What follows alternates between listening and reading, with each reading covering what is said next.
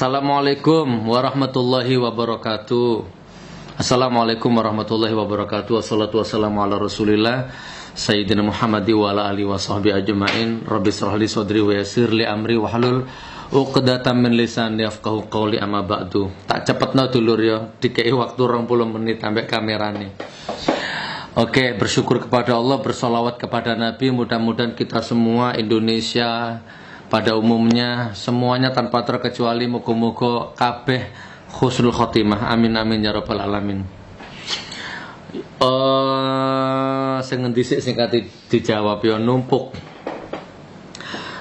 Sejak 5 bulan terakhir ini aku wis nahan ngempet gitu ya, numpuk. Sampai handphoneku hang. WA inbox dikirimi video tiap menit tiap detik ya, masalah mulai dari pilkada sampai Ahok kalah, sampai Anies Baswedan, sampai sekarang Ahok di penjara, sampai Hizbut Tahrir dibubarkan. Wis pakar-pakar podo ngomong, kiai podo ngomong, ustad podo ngomong, gus-gus podo ngomong kabeh. Sajane aku gak perlu ngomong kan ngono ya. Tapi ya gak apa-apa lah. Sing takon ya, mudah-mudahan refleksi pikiranku iki walaupun mungkin tidak berarti untuk Indonesia secara umum, muga-muga berarti untuk dulur-dulurku sing padha-padha wong cilik iku ya. Hizbut, oke, sing endi sing dibahas iki? Kalau masalah Ahok, masalah Anies itu Dek, diangkat dek. Saya putuskan 5 bulan terakhir itu aku mulai menang, wis puasa bicara lah. Lek tak simpulno ngene lho, lek tak simpulno tapi enek ya, enek muak ndelok politik iku, muak enek khususnya ndelok pendukung-pendukung lho. Jadi mulai zaman pilkada iku wis astagfirullahalazim. Suruh nunggu pun 10 menit. Iya tadi itu Mbak Vera tadi. Iya wis suruh naik tunggu 10 menit. Suruh naik aja, tunggu dulu di situ itu. Mulai pilkada itu bumi Jakarta, langit Jakarta dipenuhi dengan intrik-intrik, dengan aura-aura hitam. Yajud wa ma'jud, jin iblis dajjal ngumpul semua di situ. Tiada hari tanpa kecurangan, tiada hari tanpa arogan, tiada hari tanpa kebodohan, tiada hari tanpa ketololan, tiada hari tanpa sombong, takabur, congkak, besar kepala, tiada hari tanpa kecurangan-kecurangan. Tiap hari mbuh sing Ahok, mbuh sing Anies podo. Singkat cerita begitu pilkadanya selesai, ternyata nggak selesai itu. Trik-trik kotor, perang-perang media urat saraf macam-macam, saling fitnah, saling menjatuhkan ya. Apalagi dari pendukung Ahoker sing kalah iku, tambah gila nih, tambah jijik. Ya. Takdir mubrom sudah berlaku, sing kalah sopo, sing menang sopo, wis seru. Harusnya kan sing menang hati-hati, sing menang amanah, sing kalah legowo, fokus memperbaiki Indonesia. Kan enggak, sing kalah tambah gendeng, tambah stres, tambah edan, tambah hilang jati dirinya sebagai manusia, hilang jati dirinya sebagai hamba. Oke lah, kesimpulannya oke, Anies mungkin belum tentu baik. Oke, Anies bukan yang terbaik. Oke. Tapi jangan salah paham, mana dek? Suruh naik. Tapi awakmu ya ojo buta-buta nemen, ojo picek-picek nemen. Ahok juga bukan yang terbaik. Nunggu di luar, nak. Oke. Tapi mungkin ngomong sendiri. Dari mana Anda bisa berasumsi Ahok baik? Dari TV. Anda tahu TV itu kayak apa sekarang? Anda tahu bedidatnya TV, Anda tahu jeroannya TV. Mbak, ditunggu dulu, Mbak Vera. Iya, waalaikumsalam. Tunggu di situ sebentar ya. Di situ, duduk situ sebentar. Anda tahu bedidatnya TV itu kayak apa sekarang? Mafia. Acara bisa diatur. Yang ditampilkan TV, kebaikannya Ahok yang ditampilkan TV itu baru seujung, ibarat gunung itu. Ada segmen kebusukan, segmen kecurangan, ada bongkahan gunung Uhud, kebusukan, kecurangan, intrik-intrik kotor yang tidak ditampilkan TV. pandangan matamu tuh terbatas, ojo terlalu nemen fanatik nemen nungso. Ono sing stres, ono sing nangis gulung-guling, ya Allah. Tapi lek didelok wajah ya maklum lah aku lah. Dijatuhi vonis 2 tahun, nangis geru-geru. Ya tak maklumi lah. Kalau di dalam Islam kan sedangkan keluarga yang mati saja innalillahi wa inna ilaihi rajiun, kita nggak boleh meronta-ronta geru-geru sampai, apalagi sampai air matamu banjir membasahi mayat jenazah. Maka air matamu akan menjelma menjadi kobaran api di neraka, di alam barzah. Iki mah urusan partai, urusan politik, urusan Ahok. Mbok belane sampai nangis-nangis, kecerit-kecerit, kepoyo-kepoyo kayak ngono, hilang akal sehatmu. Kamu kalau kehilangan waktu sholat, kamu nggak nangis seperti itu. Kamu nggak baca sholawat, kamu nggak nangis seperti itu. Hanya urusan politik, urusan Ahok, kamu nangis seperti itu. Gila, gendeng, edan, kucluk on. Fokuslah. Sekarang Ahok di penjara. Takdirmu brom, doakan mudah-mudahan di dalam penjara menemukan hidayah. Wong cilik-cilik gak usah melu-melu lah.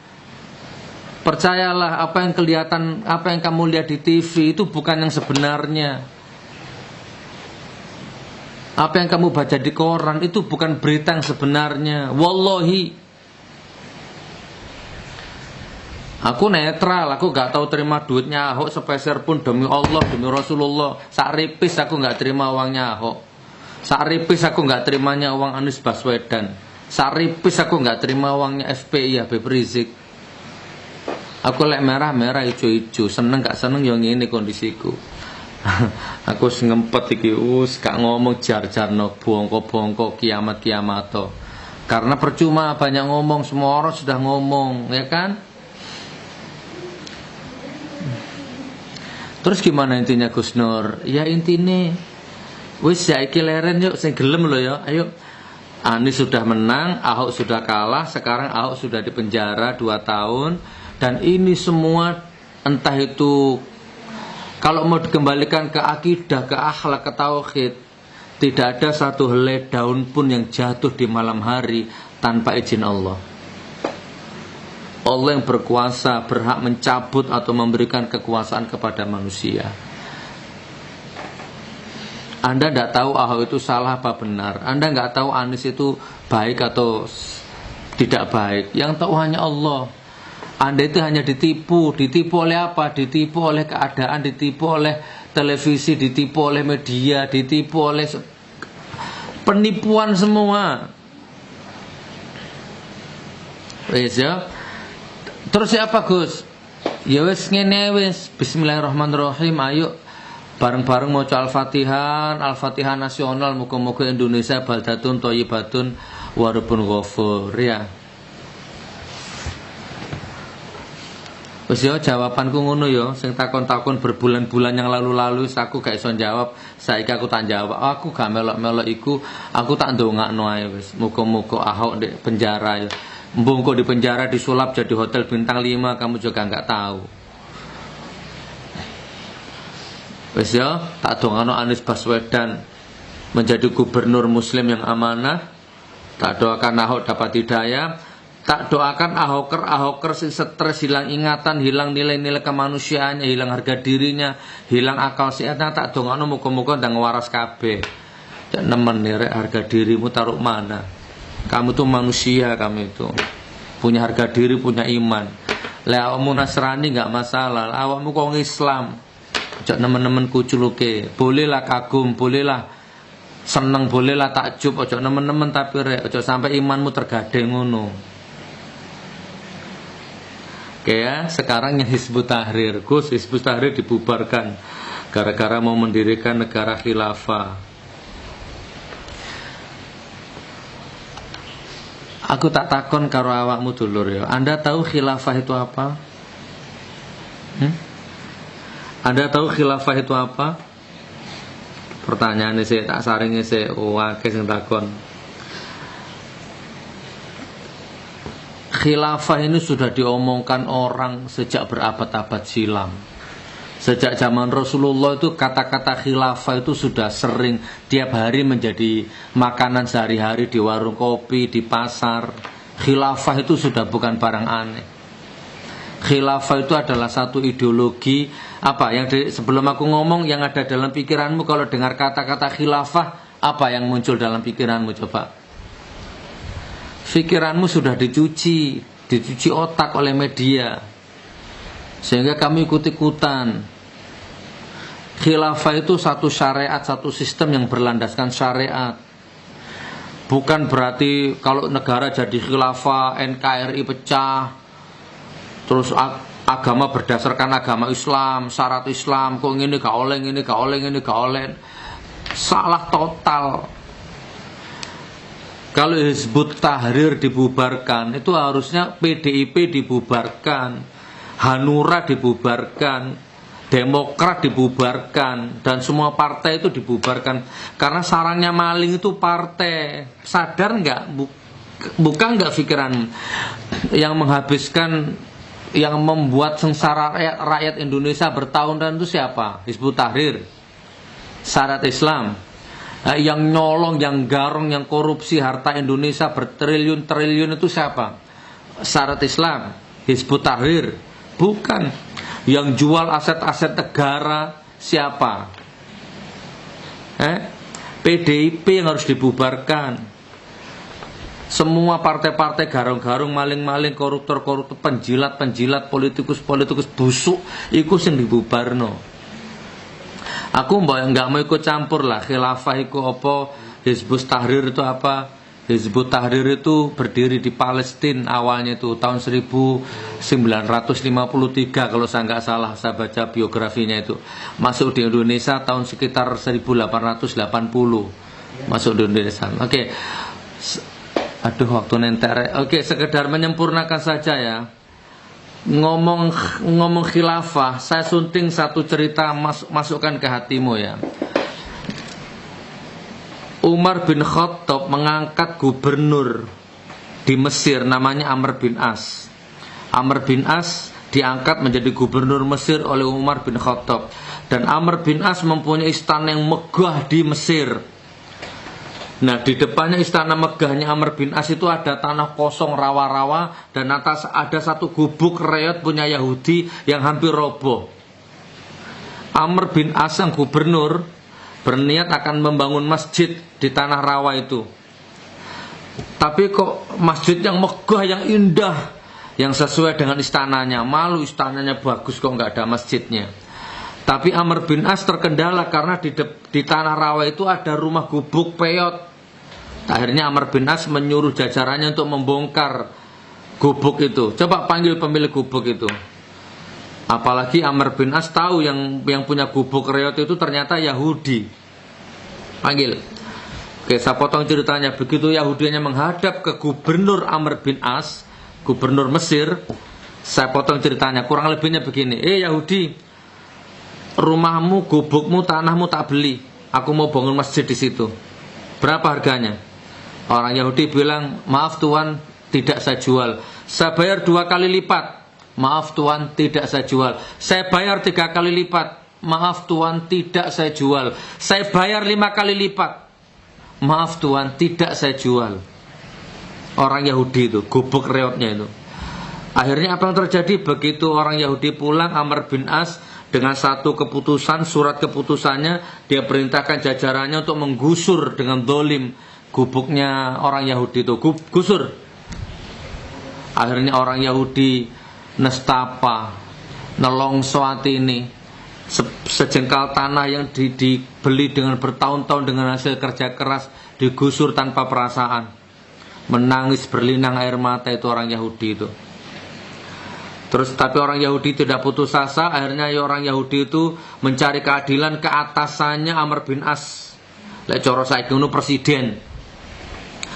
Dari Mesir menuju Madinah menemui Umar bin Khattab, sang khalifah. Jalan dari Mesir ke Madinah. Begitu sampai di Madinah, betapa kagetnya orang Yahudi ini. Di bayangannya orang Yahudi itu Amr bin As saja istananya kayak gitu, gubernur apalagi atasannya. Ternyata apa yang terjadi? Umar bin Khattab tidak punya istana yang megah. Dia hanya punya gubuk kecil. Dan orang Yahudi itu pun ditemui di terasnya Masjid Madinah. Oke, saya potong ceritanya, ngobrol. Ada apa ya Tuan? Jauh-jauh dari Mesir datang ke sini. Saya mau mengadukan, wahai Umar bin Khattab, Khalifah Umar bin Khattab. Saya punya tanah sejengkal, ada gubuknya mau roboh. Saya berjuang keras mati-matian untuk mendapatkan tanah itu. Dan sekarang tanah itu dirobohkan oleh Gubernur Amr bin As karena mau dibangun masjid. Bahkan sekarang sudah dibangun masjid, sedang berjalan. Dia maksa mau beli, aku tidak jual. Aku minta keadilan. Apa yang terjadi? Umar bin Khattab kemudian memerintahkan orang Yahudi itu, kamu ambil tulang-tulang di tempat sampah itu. Coba kamu cari di situ, mungkin ada tulang-tulang, ambil. Dengan perasaan bingung orang-orang Yahudi itu, lah apa juguk tulang? Oke, saya potong ceritanya. Waktunya nggak cukup teman. Orang Yahudi datang ke tempat sampah, diambil itu sepotong tulang itu, sekerat tulang. Kemudian sama Umar bin Khattab digores sama tulang sama pedang tadi, seret berbentuk alif lurus. Anda sudah tahu cerita ini kan?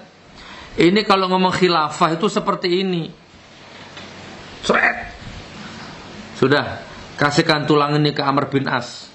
Tambah bingung, ya Umar bin Khattab, kata orang Yahudi, aku jauh-jauh datang ke sini memohon keadilanmu. Ternyata setelah sampai sini, aku hanya mendapatkan sepotong tulang yang bau lagi. Mana keadilanku? Umar bin Khattab menjawab, di balik tulang busuk itu, yang baunya busuk itu, ada keadilanmu yang kamu cari di situ. Sudah, serahkan ke Gubernur Amr bin As. Saya potong ceritanya. Singkat cerita, menghadaplah Yahudi itu kepada Gubernur Amr bin As di Mesir. Apa yang terjadi? Begitu Gubernur Amr bin As dikasih tulang yang ada tulisan seret, gemetar, gak kuat berdiri. Kemudian Amr bin As menyuruh semua jajarannya untuk membongkar kembali pondasi masjid yang sudah dibangun dengan biaya miliaran itu. Bongkar, cepat, bongkar. Dengan rasa takutnya. Orang Yahudi semakin bingung. Maka di tengah-tengah kesibukan membongkar, tiba-tiba orang Yahudi, Sudah, berhenti dulu. Ini apa ini? Orang Yahudinya bingung. Kata Amr bin As, kenapa kamu? Saya ini bingung ini. Islam ini apa sih kok bingung saya? Pertama, kamu tawar tanahku, nggak saya kasih, terus tanahku kamu gusur dengan seenak-enakmu. Terus aku minta keadilan, datang ke Madinah, menemui Umar bin Khattab atasanmu, ternyata sampai di sana cuma dikasih tulang busuk. Tulang itu setelah tak kasihkan kamu ketakutan seperti ini. Bahkan kamu bongkar lagi masjid itu. Ini apa? Aku nggak ngerti. Maka dijelaskan oleh Amr bin As bahwa tulang yang busuk yang digores pedang ini adalah pesan dari Umar bin Khattab bahwa kamu jangan berlaku zalim kepada siapapun termasuk Yahudi. Walaupun kamu jabatanmu gubernur sebesar apapun, kamu akan mati dan menjadi tulang busuk seperti ini. Cepat gagalkan pembangunan masjid itu, kalau enggak tak tebas batang lehermu. Ini pesan yang tersirat di balik ini, wahai orang Yahudi. Maka seketika itu orang Yahudi tiba-tiba dengan sukarela menginfakkan, mewakafkan tanahnya beserta gubuknya, dan itu tidak jadi dibongkar masjidnya. Itu khilafah. Anda kalau nggak tahu khilafah, nggak tahu khalifah, nggak tahu syariat Islam, nggak tahu hukum Islam, nggak usah ikut-ikutan ngomong. Aku nggak peduli Hizbut Tahrir dibubarkan, Hizbut Tahrir di Indonesia itu kayak apa ideologinya. Aku nggak mau ikut tahu itu. Cuman kalau Hizbut Tahrir dibubarkan hanya berdasarkan khilafah, yang pantas dibubarkan itu partai-partai sarangnya maling, jancuk jaraniku yang perlu dibubarkan. Ngono lho rek, berpikir iku. Awakmu sadar iki sakjane. Sing garong duwe rakyat Indonesia sing koruptor triliunan iku sapa awakmu ro? Yang jual-jual aset-aset negara itu siapa kamu tahu? Yang maling, yang tidur saat rapat, yang mana penjilat, yang mana munafik itu kamu tahu. Kebobrokan bangsa Indonesia itu bukan karena Hizbut Tahrir, karena partai-partai, karena maling-maling, karena sistem politik yang sudah busuk. Otakmu dicuci sama TV, Allahumma sholli ala Muhammad, Allahumma sholli ala Muhammad, Allahumma sholli ala Muhammad.